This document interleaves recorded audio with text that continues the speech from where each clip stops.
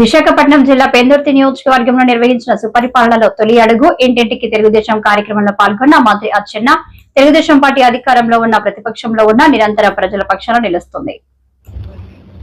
గుర్రంపాలెం గ్రామంలో మన ముఖ్యమంత్రి తెలుగుదేశం పార్టీ జాతీయ అధ్యక్షులు శ్రీ నారా చంద్రబాబు నాయుడు గారు అత్యంత ప్రతిష్టాత్మకంగా తీసుకొని ఏర్పాటు చేసినటువంటి కార్యక్రమం సుపరిపాలన తొలి అడుగు. అందులో భాగంగా మీ గ్రామానికి వచ్చాను. ఇప్పుడే 4-5 ఇళ్లు తిరిగి ప్రజల సమస్యలు తెలుసుకొని మనందరం కూడా ఇక్కడ సమావేశం అయ్యాం.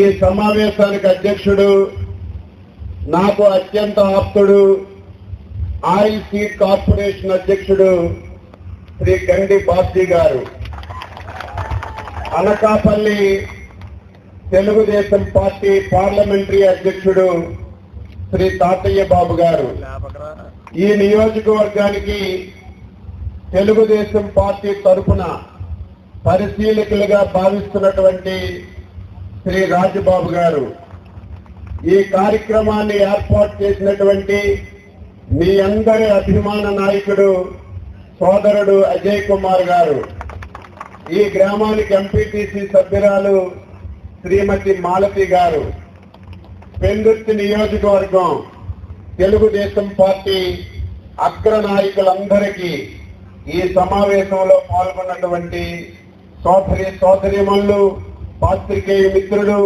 ప్రతి ఒక్కరికి పేరు పేరున హృదయపూర్వకమైనటువంటి నమస్కారాలు, అభినందనలు తెలియజేస్తున్నాను.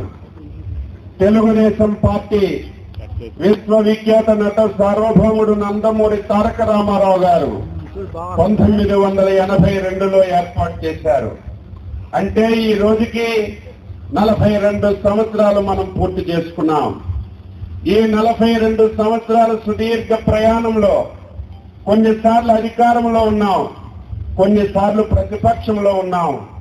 తెలుగుదేశం పార్టీ అధికారంలో ఉన్నా ప్రతిపక్షంలో ఉన్నా నిరంతరం ప్రజల పక్షాన పనిచేస్తున్నటువంటి పార్టీ తెలుగుదేశం పార్టీ. నేను 6 సార్లు ఎమ్మెల్యేగా గెలిచాను. రాష్ట్రానికి ఎంతో మంది ముఖ్యమంత్రులను చూశాను, కానీ ఎప్పుడు నేను ఇబ్బందులు పడలేదు.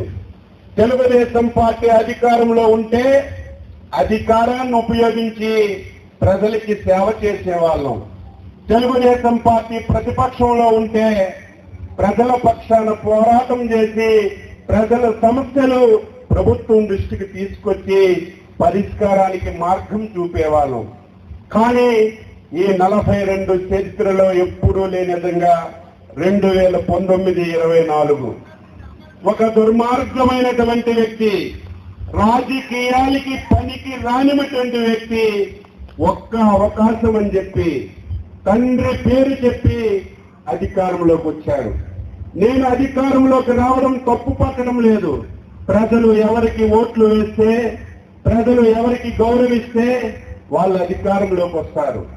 అధికారంలోకి వచ్చిన వ్యక్తి రాజకీయాలతో సంబంధం లేకుండా వచ్చిన అవకాశాన్ని సద్వినియోగం చేసుకుని రాష్ట్రాన్ని అభివృద్ధి చేయాలి, ప్రజలకి మేలు చేయాలి, రాష్ట్రంలో ఉన్నటువంటి సమస్యలు పరిష్కారానికి మార్గం చూపాలి.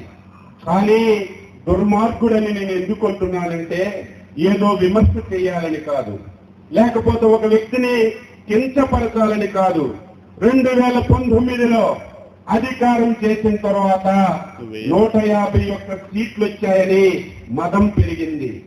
మదం పెరిగి ఒక ఆలోచన మైండ్ లోకి వచ్చింది, ఆంధ్రప్రదేశ్ రాష్ట్రానికి నేనే 30 సంవత్సరాలు ముఖ్యమంత్రిగా ఉండాలి, ఆంధ్రప్రదేశ్ రాష్ట్రంలో నా రాజకీయ పార్టీ ఉండాలి, ఇంకొక రాజకీయ పార్టీ ఉండకూడదని కేబినెట్ లో ఎవరైనా గట్టిగా మాట్లాడే వ్యక్తి ఉన్నారంటే అది ఒక కుంజార్పు అచ్చెన్నాయుడు గారే ఉన్నారు.